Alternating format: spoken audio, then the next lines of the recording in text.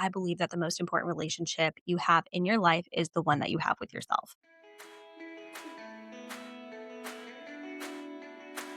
Hello, friends. Welcome back to the Millennial Mama Memo, a weekly memo from your favorite Millennial Mama therapist. I'm Lauren, a late diagnosed ADHDer, mom of two, licensed therapist, and founder of Millennial Mama Therapy. I built this space for moms just like me who are figuring out who they are on the other side of becoming a mom. I work with moms all throughout California, and I also host 2 free virtual support groups for moms everywhere. If you're new here, hi, I'm so glad that you found me. And if you're a regular, welcome back. Let's get into it.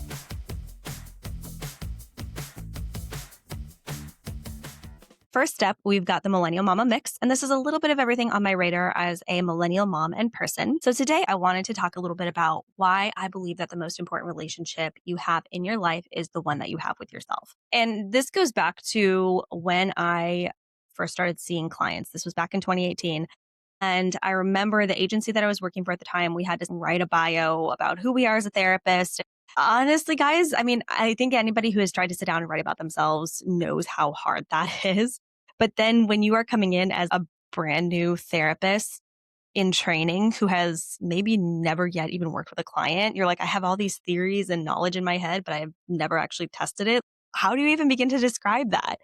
And so I can remember having the hardest time trying to come up with what to write. How do I write about my approach to something that I've never actually done yet? I'm very much a person where I need to do a thing in order to know if it's the right thing for me, which I think you can kind of see that in my experience with the Millennial Mama Memo. It started out with Instagram Lives and then moved to editing IG Reels. And then now it has moved into being an audio only podcast. As I was writing this bio, I was like, what are the most overarching things that I can say and that are going to hold true no matter what? And those 2 things were that one, I don't define mental health as wellness because I don't think any of us are ever going to be completely well or symptom free when it comes to mental health. I think we are always on a progress upward, but then also we take a few steps back. So I define mental health as resilience, developing those skills and tool sets that allow us to keep going, keep learning what we need to learn, and keep moving forward.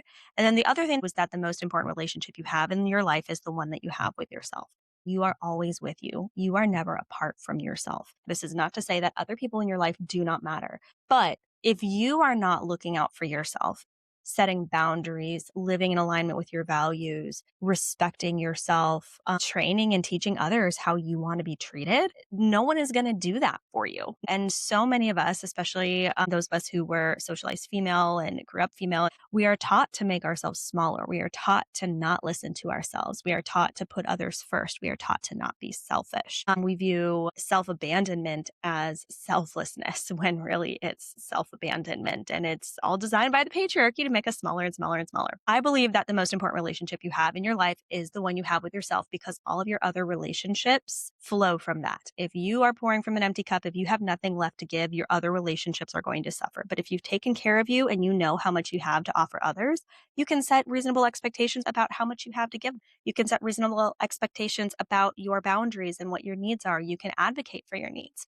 So all of that is to say, the most important relationship you have in life is the one that you have with yourself. So that brings me to 2 questions for you guys. The first one is, what do you know about yourself? And the second one is, what don't you know about yourself? And those are pretty big, broad questions. So I don't expect anybody to have any answers right now. But I wanted to share with you a couple of my favorite tools for self-discovery, for learning about yourself and who you are not, what you value, what you don't value, and how you navigate life. Learning about who you are at your core helps you understand why certain things feel in alignment and certain things don't. I'm a very instinct and gut driven person. And so sometimes before I learned some of these different tools and began to kind of understand my personality profile and how I'm organized, I would have moments of going, ooh, I can tell that is not a thing for me. It's out of alignment. But I would often go along with it because I was supposed to. There's that societal pressure, or I didn't have the language to say why that thing felt out of alignment. And so I was like, oh, well, I'm just being selfish and I should just do it anyway. And I would force myself to do a lot of things that I didn't actually want to do. And so that's what I love about coming to understand you and who you are is it gives you tools to be able to say yes or no and why. Not that you need to have an answer of why in order to say no, because no is a complete sentence. But sometimes it feels really validating within ourselves to go, yeah, this is why this is a no for me. Okay, so I'm not going to do deep dives into these because each one of these things could honestly use their own podcast episode. In fact, there are entire podcasts dedicated to each one of these different things. But I just wanted to share with you a couple of things that I find very, very helpful for me. The first one is the Enneagram, and it's a personality typing system where there are 9 different personality types. And what I really love about the Enneagram is that all of the types are deeply interrelated. So when you are doing well and you are healthy, you will move to the high side of one number. And then if you are maybe not doing as well, you'll move to the low side of a number. And I really love that because I think it encapsulate the fact that as humans, we're not static. We change and we are fluid as life goes and depending on what kinds of scenarios we're in. And I also love that as there is this fluidity to it, there is also this structure. And so I really just love having this mapping of understanding, okay, like this is how I'm wired. And a lot of the Enneagram is based around how we get our needs met. So I just love it because it's also super helpful for when you understand the Enneagram types of people around you, how your types interact and manifest in your relationship. And I think that is super, super, super interesting and really helpful, especially when navigating transitions like becoming parents and how different stressors impact different types. So highly recommend starting to look into the Enneagram.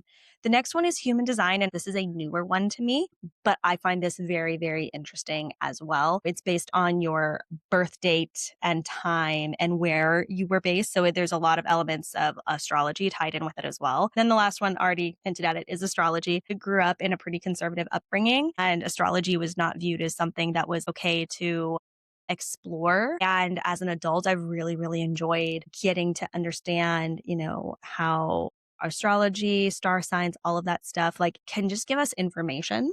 I'm not going to say that any of these things are like hardcore, like, yes, 100% trust all of them. But I do think when you take all of these things, filter them through your lenses, your value systems, it can give you a lot of helpful information that helps you answer some of those questions of what do you know about yourself and what don't you know about yourself? And based on those things, how do you approach different pieces of your life? The final tool for self discovery that I'm going to talk about today is your own feelings. And honestly, start here. Start with your own feelings. I know I'm mentioning it last. Maybe I should have put it first, but anyway, moving on. Knowing your feelings, knowing how feelings manifest in your body with somatic sensations, knowing what types of situations bring up certain feelings for you will help you filter and understand the info that is presented to you about yourself through these other channels and modalities like the Enneagram, human design, and astrology. Your emotions are such important data points. I feel like somewhere along the way, a lot of us end up with this idea that our emotions have a moral quality to them, like they're right or wrong, good or bad. And that's not the case. Feelings are data points. They are quite literally like a radar, like on a submarine or something that gives us data points about something going on around us. They tell us when we have a need. They tell us when we have a value that is being violated, when we have a boundary that's being violated, when we have a need that's not being met. And so when we can learn to understand and interpret the signals our emotions are sending us, it allows us to make informed decisions about navigating the world around us. And again, I would say that your own feelings are really helpful for understanding, interpreting, and filtering data points brought to you through the Enneagram, human design, and astrology. And my recommended starting point for working with your feelings is the book, The Courage to Feel, A Practical Guide to the Power and Freedom of Emotional Honesty by Andrew Subert. I read this book in my very first class in grad school. And when I tell you it was life changing, it literally changed my life. I recommend it to so many clients and colleagues and friends and family. I have purchased multiple copies for myself and given them away. I actually probably should grab the book off my shelf and reread it myself. It is told through an allegory of a mouse and a turtle. And as they are moving through this story, then there's teaching points that come out of it. There's questions for reflection. There are very helpful, like I almost said memes, like mnemonic devices, like acronyms and things like that to help you remember. Give you these really practical steps for working with something that feels really like esoteric, hard to get your arms around. So that would be my top recommendation. I'm going to have that linked in the show notes. But yeah, the most important relationship you have in your life is the one that you have with yourself. So what do you know about yourself and what don't you know about yourself? If you decide to check out any of these tools or resources, shoot me a message. Let me know what you think. And if you've learned anything really cool about yourself that you want to share, feel free to send me a message as well. Okay, moving on to pink couch post-its. These are updates, hot takes, and things worth knowing from the Millennial Mama universe. Clearly, one of the updates is that now the Millennial Mama Memo is officially an audio only podcast. I'm very, very excited about that. In fact, this is the very first episode that I'm recording audio only. There's still going to be the exact same episodes, same content, same type of structure. The only thing is that maybe they will be a little bit longer because I'm no longer limited by the 10-minute limit on Instagram Reels. But I can already tell in recording audio only that my brain likes it better. I feel like I can just get on the mic and yap with you guys, which is something that I love doing anyway. So that was our little bit of an update. And then things worth knowing. I really want to highlight this week something newer that I'm offering called resourcing calls. These are a 1 hour non-clinical phone call with me to talk through what your needs are right now, not even mental health wise, just general in life, and get you connected with resources for you in our area. These are non-clinical calls, so they technically are available to anyone anywhere in the country. Probably moms in California and specifically in the Sacramento area are going to benefit the most from these just because that's where I'm most aware of resources and personally connected with other providers. And so I can provide you that warm handoff and referrals and whatnot. But I am not opposed to working with anyone, anywhere for these. So I just might need to say, hey, let me do a little bit of research and let me get back to you. If you have any questions about that, feel free to reach out to me. But basically, my goal with the resourcing calls is to just let my inner connector shine. I love getting people connected with the thing, the person, the service, the resource that they need, whatever that is. I've mentioned this before, but I have genuinely been on consultation calls with potential clients and partway through been like, I'm not the right provider for you. I could work with you. I would love to work with you. But honestly, I don't think I'm who you need. I think you need to go and work with my colleague so and so. It brings me so much joy to get people where they need to go because I firmly believe that people are going to get the most out of their therapy experience, their lactation experience, their sleep consultant experience, their doula experience when they're with the person where there is that right personality, style, technique match. So that's what resourcing calls are for. They are a time and a place for me to just get to connect with you and say, hey, here's who I think you should connect with. I could see this being a really great match. And also, I think it's really great because if you're not sure if therapy is right for you, but you're like, I do need help or resourcing of some kind, this can be a really great space to come in and ask questions of a therapist and for a therapist to go, yeah, you know what, you're right. Therapy isn't the right thing that you need right now. Or maybe it is. And I would recommend this modality or this person.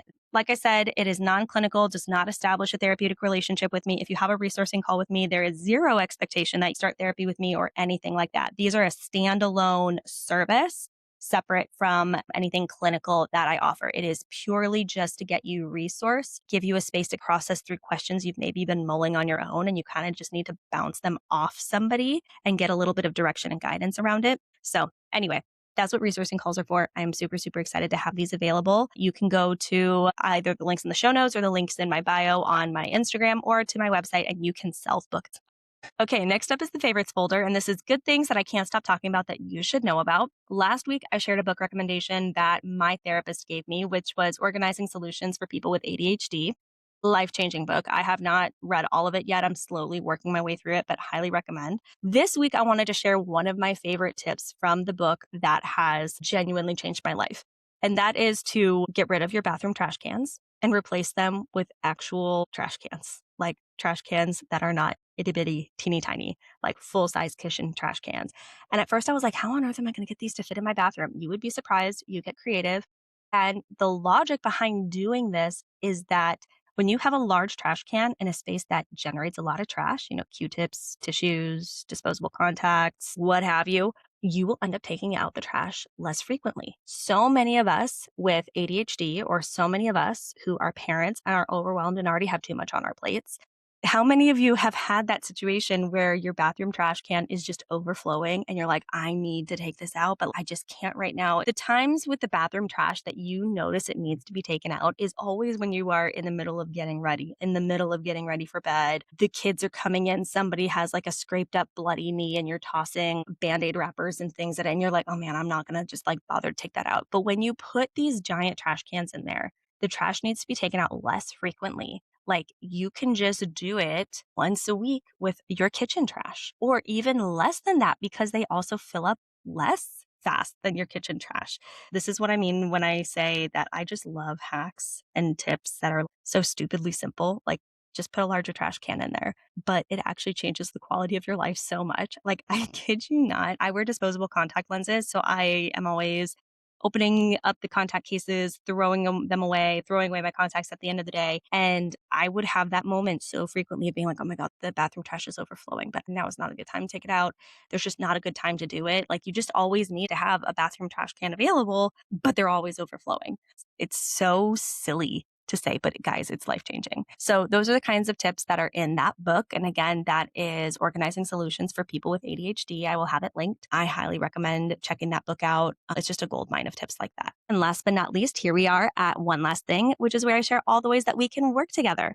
If you are a millennial mom in California, I would love to work with you. There are two ways to start our journey together. One I already talked about earlier, which is resourcing calls. So these are to help get you connected with local supports and resources. Resourcing calls are not a clinical offer. They technically are available to anyone, anywhere.